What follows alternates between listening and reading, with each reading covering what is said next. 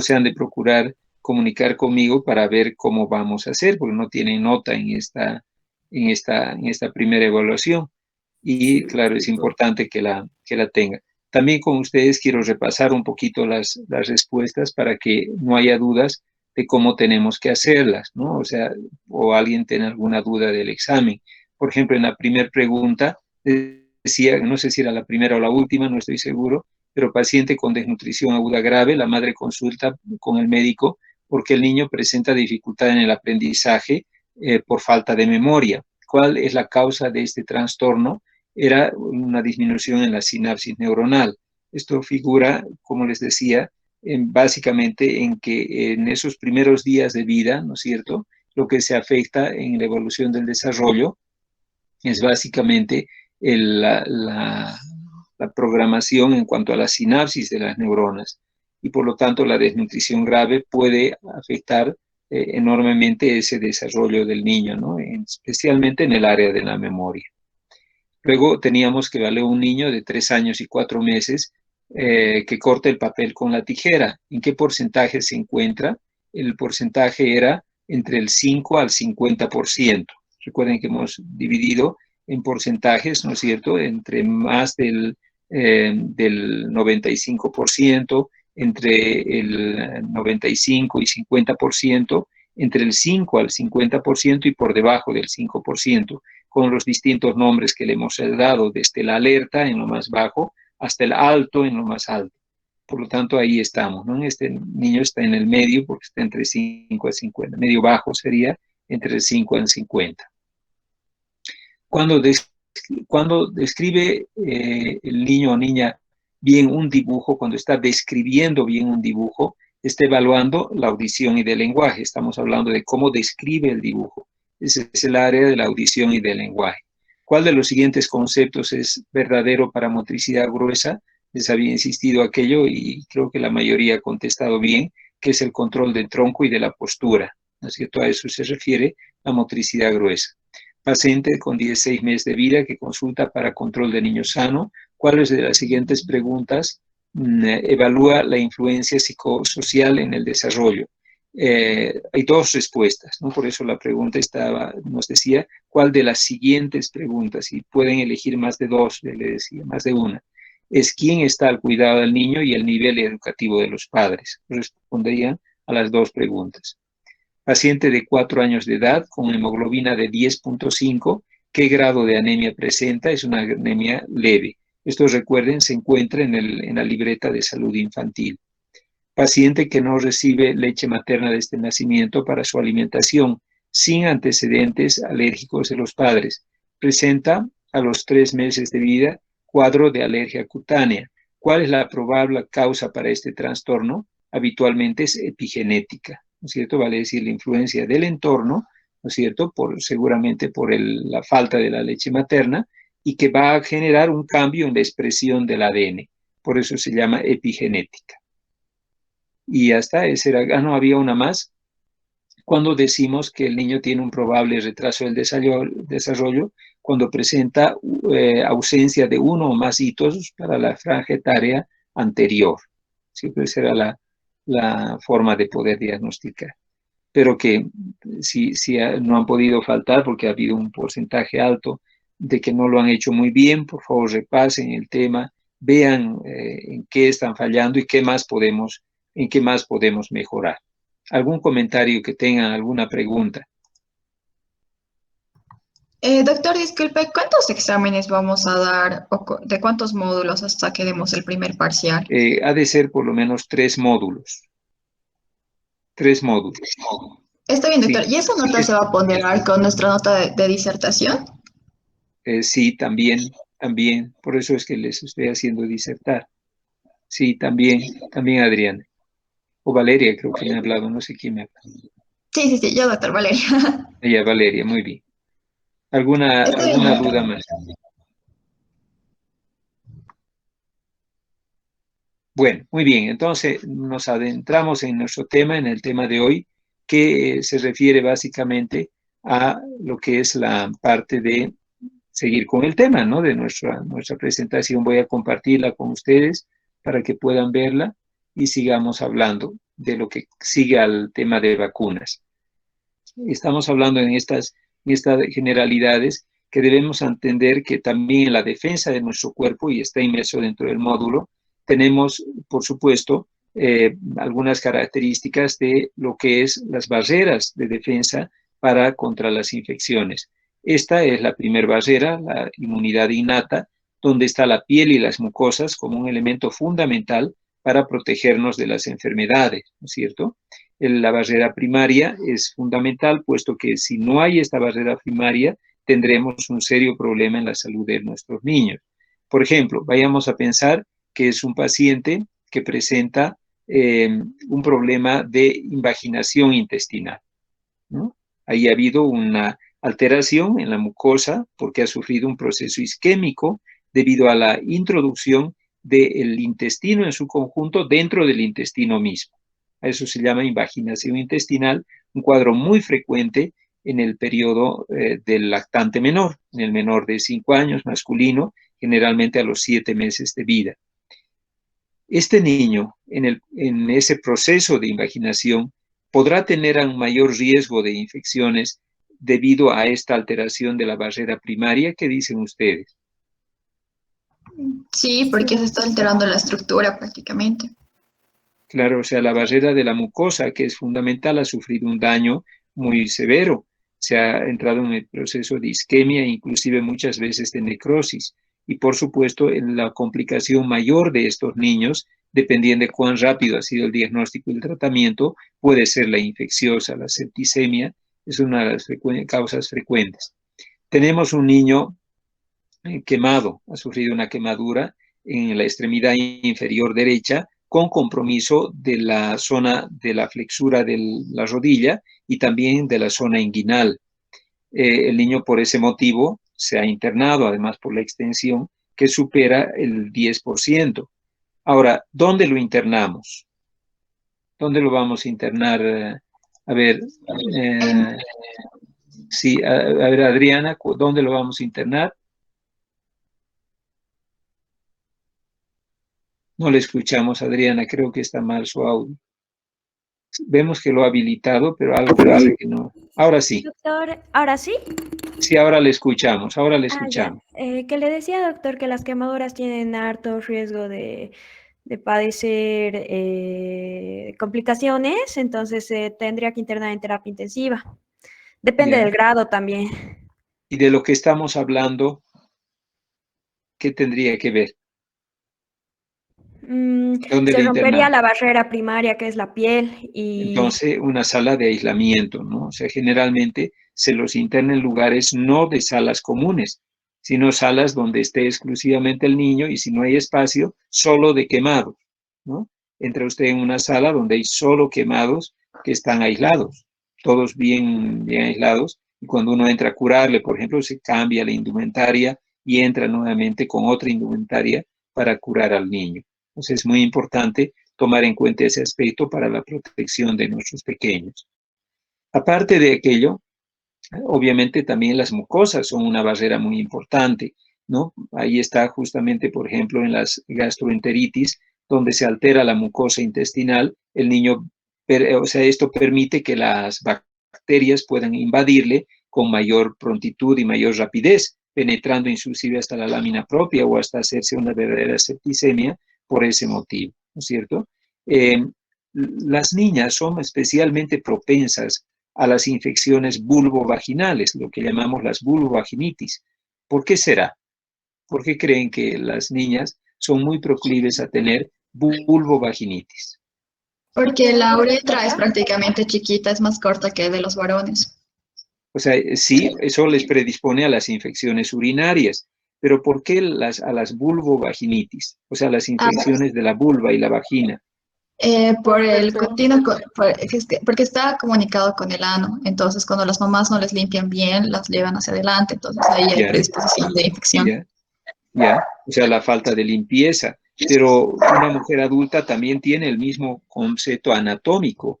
Sin embargo, claro, tiene mayor cuidado, por supuesto, en el aseo, pero cuando no lo tiene también no se enferma mucho. O sea, no se infectan con tanta frecuencia. ¿Por qué? por la acidez de la vagina. O sea, en la mujer adulta, la vagina es ácida, de tal manera que impide la proliferación de bacterias. Es una excelente barrera defensiva, mientras que en la bebé es neutra. O sea, cualquier mínima cosa ya le irrita. Y además el tipo de epitelio. Una mujer adulta en la vagina, ¿qué tipo de epitelio tiene? Estratificado natural. Estratificado. Es un epitelio estratificado. Y él, en la niña, en la recién nacida o en una bebecita pequeñita, es plano, es cilíndrico plano, o sea, no hay nada. Es una sola capita de células que obviamente a la pobre bebé la predispone a tener este tipo de infecciones, ¿no? Son expresiones de cuán importante es la barrera primaria para defendernos de estas enfermedades, ¿no? Una causa frecuente de consulta es en este tiempo las enfermedades respiratorias y el COVID, una de ellas, ¿no? Yo hoy en la mañana, extrañamente, he visto 3 pacientes con resultado positivo para COVID. Uno de ellos, el último que he visto hoy en la mañana, de 6 meses de vida. Y el bebé está sintomático, se está teniendo mucha tos, bastante flema y claro, se siente muy agitado por la tos. Y este paciente, la mamá está preocupadísima por la tos, ella también es positiva. Me dice, doctor, ¿le podemos dar algo para quitar la tos? ¿Qué opinan ustedes? No es ¿Qué opinan? conveniente, doctor, quitar la tos porque es un medio de defensa. Ya. O sea, vale decir, es parte de nuestra inmunidad primaria, está en todo lo correcto, Pablo Manuel, porque en realidad el niño con esta secreción, con esta tos productiva, está eliminando, por supuesto, secreciones que contienen también bacterias.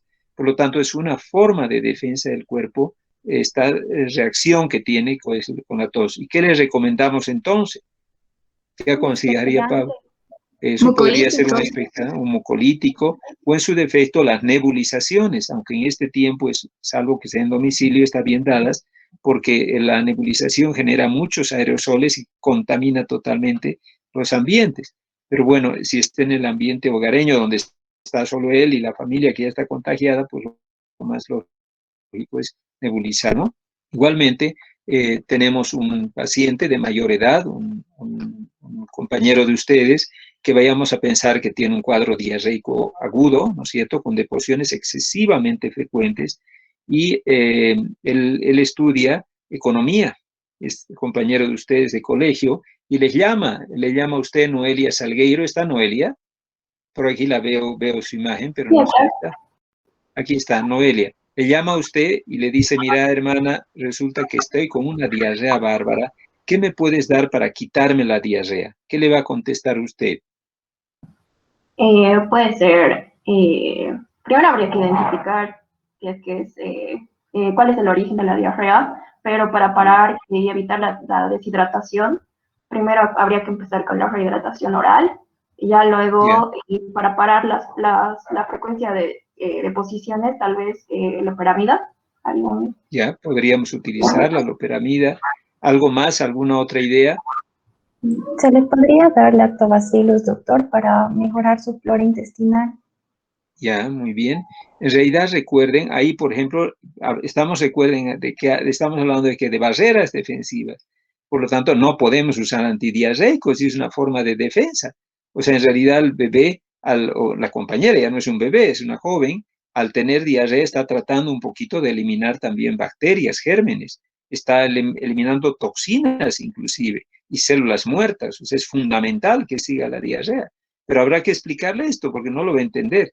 Sí, pero ¿cómo vas a decir que siga la diarrea, pero esto está fatal? No, hermana, mira, tienes que seguir con la diarrea porque es tu cuerpo que se está defendiendo. Y eso va a ir matando los gérmenes, van a salir por el ano, y tú más bien lo que tienes que hacer es hidratarte. Pleno acuerdo con Ariana de decir, bueno, le daremos lactobacilos. Mira, te doy lactobacilos, que estos van a mejorar tu capacidad inmunitaria, además van a mejorar hasta tu digestión para que lo que comes te ayude un poquito. Es muy importante, ¿no? El uso de la no inhibición de las barreras defensivas es un elemento muy sano para nuestros pacientes. ¿De acuerdo? ¿Alguna duda al respecto? Nada, ¿no ve? Está claro. Ahora entramos en una segunda barrera defensiva, que son ya las celular, ¿no es cierto? Ya células de inmunidad innata que no ha sido adquirida, que la persona ha nacido con ellos, que van a defenderle también de las enfermedades. Ahí están los neutrófilos, nuestros potentes soldaditos, que van a eliminar y destruir microorganismos, generalmente por fagocitosis. Más específicos todavía los monocitos y los macrófagos, que van a destruir los gérmenes, pero además van a tener la capacidad de producir citoquinas que inclusive van a permitir atraer nuevas células hacia el sitio infectado, el complemento, elemento muy importante en la opsonización de los microorganismos.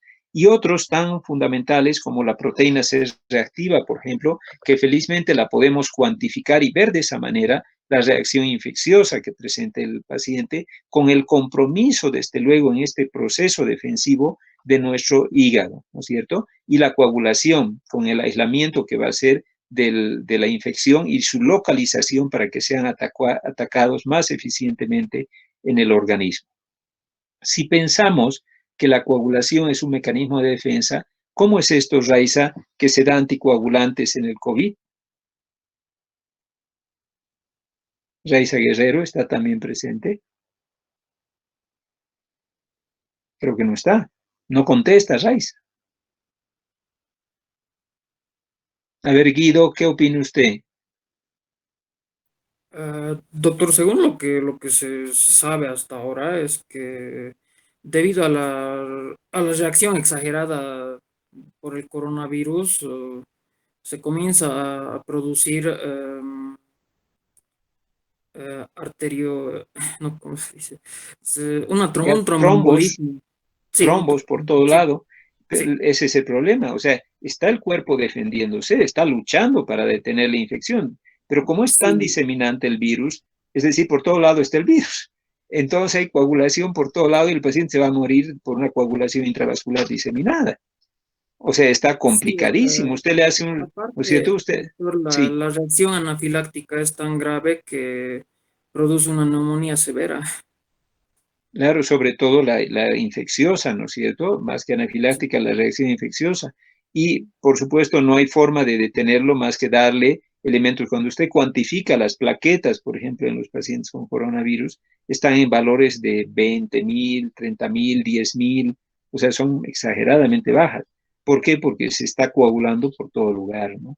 Entonces, es muy importante recordar que si bien es un mecanismo de defensa, su respuesta exagerada también puede ser preocupante en relación a nuestros pacientes. Pero ya entramos a la terciaria, ¿no es cierto? Y ahí están los linfocitos B y T que nos van a ayudar muy bien en la defensa. Hay algo que nos ha preocupado muchísimo, ¿no? El otro día observaba una mamá, no, sí, bueno, una mamá que viene a la consulta con su bebé y ella es médico, trabaja en un hospital, me ha traído a su niño y le digo, ¿cómo está? ¿Cómo está usted? Bien, doctor, me dice un poco preocupada por los contactos que tenemos, pero bueno, felizmente vacunada, pero yo estoy muy preocupada, me dice, porque cada mes, ya sabe usted, nos hacen la prueba para ver cómo estamos y me dice, ya hace un mes y medio, más o menos casi dos, cuando ya recibí mi segunda dosis de vacuna, tenía un título de mi inmunoglobulina G en 1 en 50, 1 en 50, estaba altísimo. Y ahora me han medido y el cutoff es 1.1 y tengo 1. O sea, ya no tengo anticuerpos. ¿Qué hacemos? ¿Qué decimos? ¿Qué ha fallado ahí? ¿Qué opina? Porque ella está vacunada en su segunda dosis. Este último resultado le han hecho después de un mes y medio de la vacuna segunda, de la segunda dosis. ¿Por qué está tan baja?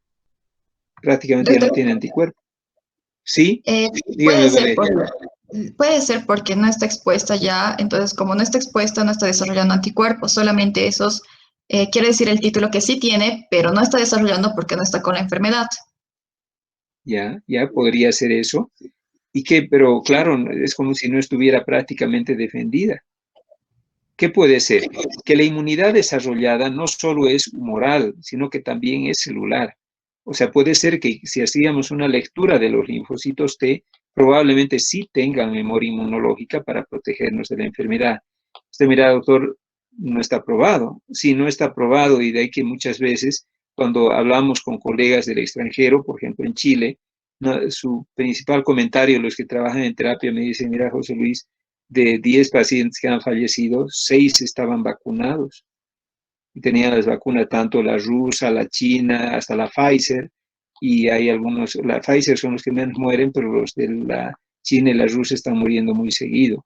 Entonces están vacunados, pero están, o sea, realmente habrá una generación de defensa, confiamos que sí, y que haya algún factor de riesgo en estos pacientes que realmente ha hecho que la enfermedad haya tomado un matiz más agresivo, ¿no? Pero confiamos en que la inmunidad desarrollada sea tanto de inmunidad secundaria como también terciaria. No esperamos que sea así. A eso se refiere esto último que estamos viendo, esta memoria que debería ser prolongada, ¿no es cierto? Y seguir produciendo anticuerpos en el transcurso del tiempo a medida que nos vamos exponiendo a los gérmenes que nos han provocado la enfermedad. Entonces ya entramos dentro, viendo ese corto repaso de lo que es la inmunidad, vamos a hablar de las vacunas, ¿no es cierto? Hemos dicho que esta ya es un componente antigénico, es una característica de inmunización activa, donde vamos a poner algo en el cuerpo del niño que sea capaz de generar una respuesta inmunitaria efectiva, ¿no es cierto? Y duradera, o sea, estamos hablando de una respuesta inmunitaria de memoria en aquella persona que ha recibido la vacuna. A eso se refiere, ¿no es cierto? Ojalá que esto pueda ocurrir por este proceso que estamos viendo aquí, ¿no es cierto? Hay neutralización del antígeno, la opsonización del antígeno y desde luego la fijación y activación de un complemento que va a luego generar una respuesta inmune de larga duración. Las vacunas pueden ser de varios tipos, ¿no es cierto? Vamos a usar dos términos que los vamos a ir repitiendo durante todo el año y durante nuestra vida, que son las vacunas replicativas y las vacunas no replicativas. ¿Alguien me puede decir qué es una vacuna replicativa? Aquellas que se van a dar con segundas dosis o más. No. Ya, doctor. Alguien, dígame. Son las replicativas son las que tienen virus vivo, pero está atenuado, obviamente. Y Ya. las no replicativas serían los que están inactivos o muertos. O sea, lo que Ya. el antígeno está inactivo o muerto. Muy bien.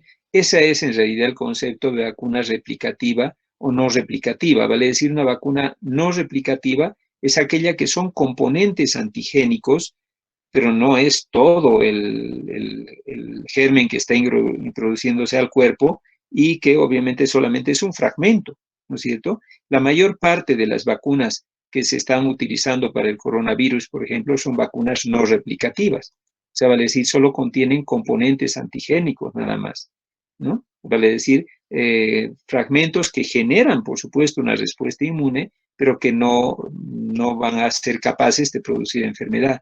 Mientras que estas, las replicativas, contienen al bacilo, al virus, etcétera, vivo en su conjunto, solo que han perdido su fortaleza para provocar enfermedad. Por ejemplo, hemos hablado de la vacuna BCG, ¿no es cierto? En forma muy como ejemplo nada más. ¿Y qué es esta? Es una vacuna replicativa. O sea, el bacilo de Koch está inmerso dentro de esta vacuna. ¿Y cómo la han vuelto, o sea, cómo la han atenuado, cómo han hecho que no produzca enfermedad? Gracias a un pase sucesivos en caldo de cultivo hasta que pierda su poder patógeno. Esa es la forma en que se ha desarrollado esta vacuna. Es una vacuna entonces replicativa, ¿de acuerdo? Puede ser generada tanto para virus, bacterias o micobacterias inclusive para lograr una protección importante. ¿Cuál es su ventaja de una replicativa? La ventaja es de que se genera una inmunidad mucho más efectiva. O sea, se ha visto que es mucho más duradera y que además requiere menos dosis de vacuna. Porque evidentemente es una vacuna que está con todo el germen incluido entero, ahí generando defensas en nuestro cuerpo.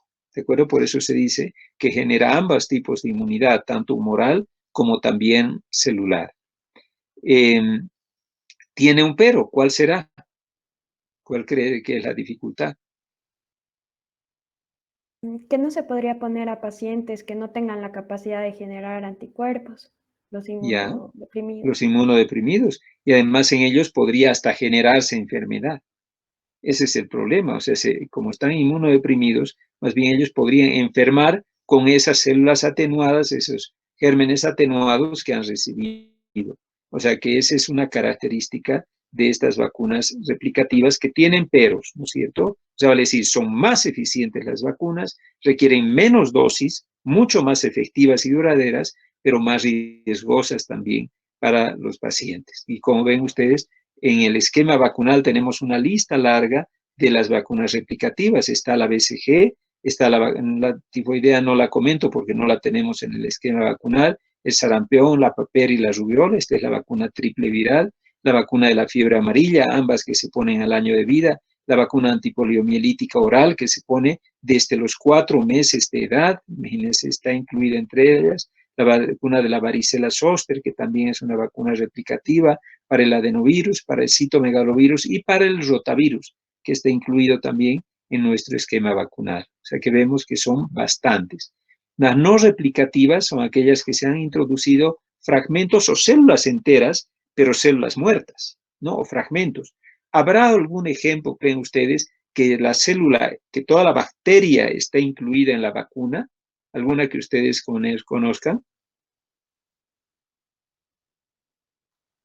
La de la tosferina es la vacuna característica, donde toda la célula entera está dentro de la vacuna. O sea, es una vacuna con la Bordetella pertussis entera, pero esta vez muerta. O sea, es decir, la han matado con formaldehído habitualmente y al eliminar al haber dejado de existir, ¿no es cierto? Y la han mantenido, ¿no es cierto? Todos los componentes están ahí, pero evidentemente no tiene mucho riesgo porque es totalmente inactiva. Las células están muertas. Y desde luego algunas que solo son componentes. Por ejemplo, en la vacuna pentavalente tenemos al polisacárido capsular de superficie del Haemophilus influenza, ¿no? Y claro, les sirve solo a los capsulares, porque solo está el polisacárido capsular, pero evidentemente es una vacuna también efectiva, porque justamente el capsular es el agresivo dentro de lo que es la producción de enfermedad, ¿de acuerdo? Esas son las características. Otra de mucha importancia es también la de la poliomielitis, que la vamos a ver en detalle. Mira, doctora, ahí hay un error, porque teníamos la poliomielítica que era con células, o sea, con células vivas, o sea, era replicativa. Sí, pero fíjense que esta es la vacuna Salk, o sea, la vacuna intramuscular. O sea, vale decir, una vacuna que ya no viene con todo el virus vivo, sino que está inactivada esta vacuna, ¿no? Esa es la característica que tiene. Ahora, según el antígeno, otra forma de clasificar las vacunas, la primera clasificación ya la hemos visto, que es la más importante, replicativas y no replicativas. Luego también con los componentes antigénicos es importante hacer una segunda clasificación. Ahí tenemos, por ejemplo, las vacunas monovalentes. Vacunas monovalentes. Contienen un solo tipo de antígeno, ya sea replicativo o no replicativo, eso no ve esta clasificación, solo dice que hay un solo componente. Aquí vemos, por ejemplo, administrándole a este chiquitito pequeñito en su hombro del lado derecho una vacuna. ¿Qué será esta vacuna que está en el brazo derecho? Tiene menos de 5 años el niño. De la La BCG. La BCG. La BCG, esta es la vacuna BCG. O sea, vale decir, es una vacuna monovalente. Solo contiene un componente antigénico, no contiene varios. Entonces ahí está el ejemplo característico de la vacuna monovalente. Aquí tenemos las vacunas polivalentes. Contienen distintos tipos de antígenos, pero de la misma especie, sin que genere una inmunidad cruzada entre ellos. Esa es la característica de estas polivalentes. ¿Qué ejemplo tenemos en la polivalente? Ahí estamos viendo este bebé que le están dando unas gotitas de un frasquito característico. ¿Qué es? polio? La polio oral. O sea, es una vacuna replicativa, esta que estamos viendo aquí, pero es polivalente. ¿Por qué? Porque tiene los 3 virus salvajes de la polio, el A, B, C, ambos, los 3 están incluidos ahí. Ha habido actualmente una modificación en esta vacuna oral y han retirado al 3, solo queda el 1 y 2. ¿Por qué se ha retirado al 3? Porque ya no hay compromiso de ese virus. Ya no existe, ese es el motivo en realidad, y como no existe ya el virus, han decidido retirarlo. Pero como queda alguna duda, puesto que aparece este virus en África, ¿qué se ha hecho? ¿Qué creen que se ha hecho? Porque ya le han quitado, ya no hay aquí el 3. ¿Qué hacemos?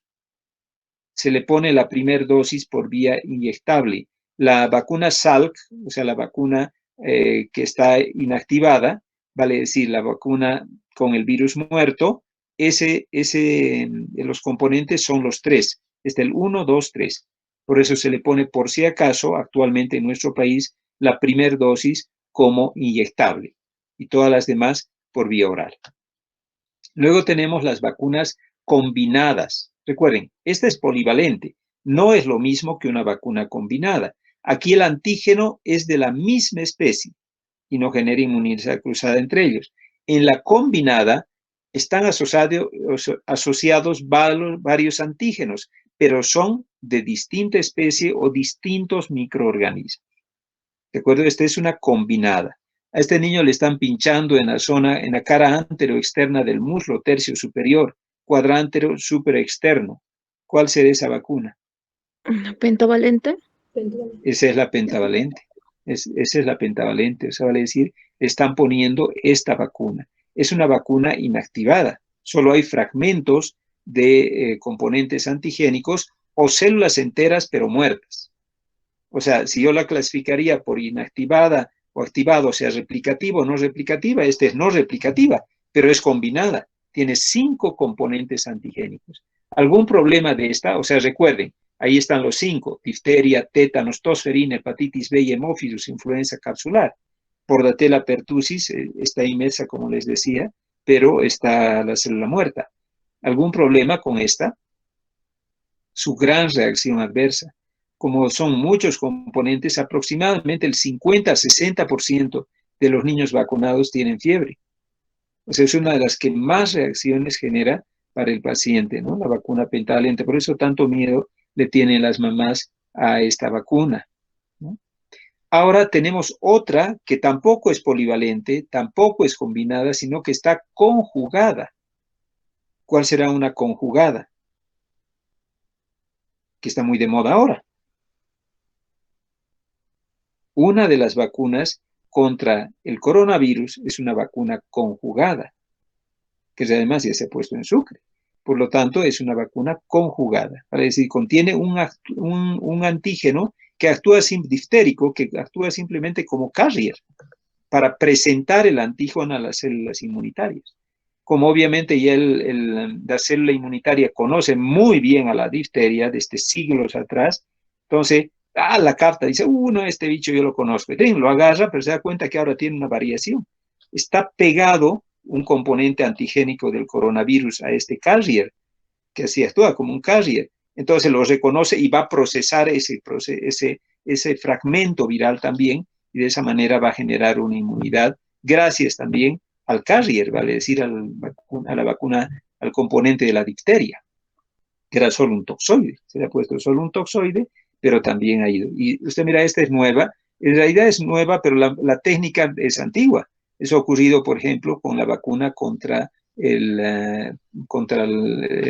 Haemophilus influenza capsular.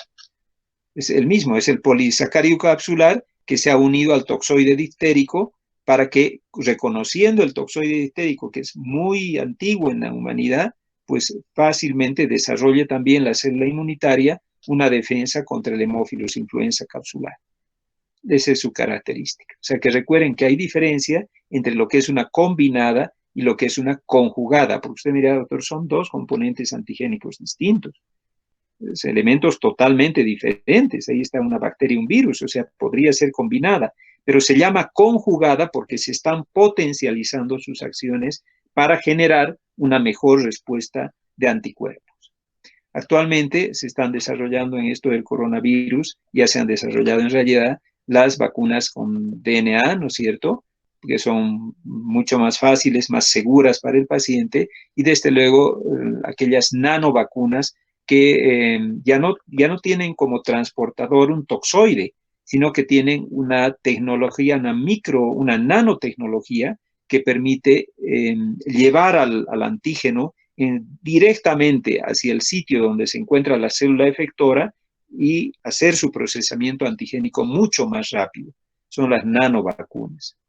Entonces, todo esto es lo que se ha avanzado en el tema de vacunas. Ahora, también hay que ver la vía de administración, porque las vacunas se administran por muy distintas vías. Pero bueno, vamos a quedar hasta aquí en nuestra clase. Espero que les haya resultado útil, que haya servido para refrescarles el conocimiento. Seguro que en vacunas han hablado en todo, han hablado en bacteriología, en infectología, en todo. Pero bueno, que sea un recuerdo de lo que estamos viendo en pediatría en relación a los niños. ¿Alguna duda que tengan, chicos? ¿Alguna pregunta? Veo que nada. No se olviden que para nuestra siguiente clase vamos a hacer un corte en vacunas y vamos a empezar a hablar de los 2 casos clínicos que les invito a todos. Por supuesto, los grupos están seguramente listos para desarrollar. Si desean, para poder aclararles algunas dudas, yo seguro voy a estar libre a partir de las 10 de la noche. Si alguien me envían algún mensaje, me dicen, doctor, queremos que nos reunamos, pues lo hacemos para analizar el tema. Solo he podido hacerlo hoy día con un grupo, ojalá que los demás también me puedan llamar esta noche para poder, algunas dudas que he visto que no está complejo el caso y ya muchos de ustedes han ido desarrollando, ya los grupos se han desarrollado y espero que todas las personas también del curso lo hagan, ¿no?, en forma individual, busquen la solución para estos 2 casos clínicos que les he presentado. Sergio, creo que me está queriendo decir algo. Sí, doctor, buenas tardes. Buenas Justamente intenté comunicarme con ustedes de ayer para quedar eso para poder resolver algunas dudas y no recibí una respuesta, sí. Entonces no sé si podríamos esta noche quedar, doctor, con el sí, grupo podemos, 6. puede ser. Mire, yo lo que sí les puedo asegurar que sea a las 10 de la noche, que es la hora que acabo ya la consulta. Entonces, un ratito del mismo consultorio me voy a unir a ustedes. ¿Ya? Mándeme un mensaje, Sergio, Está ahorita. bien, doctor. Mándeme ahorita el mensaje para que yo lo tenga fresco. Me dice, doctor, hemos quedado a las 10. Yo ahí le voy a mandar el link yo creo que ha de ser con Zoom. Está bien, doctor, muchas gracias. De nada. Le hablo entonces. Doctor, Muy bien. Buenas tardes. Los del grupo 7 también queríamos preguntar algunas cosas. Ya pues, Jael y Mariela, ¿es verdad? Nos estaríamos viendo qué les parece a las 10:30. Sí, con los chicos del otro grupo, con los del 6. No, porque con los del 6 es a las 10, con ustedes sería 10:30. Ah, ya, está bien, doctor. Gracias. ¿Ya? Bueno, de nada. Nos vemos entonces. Que les vaya muy bien. Hasta luego. Hasta luego. Hasta luego. Hasta luego. Hasta luego. Que les vaya bien. Hasta luego. De nada, hasta luego.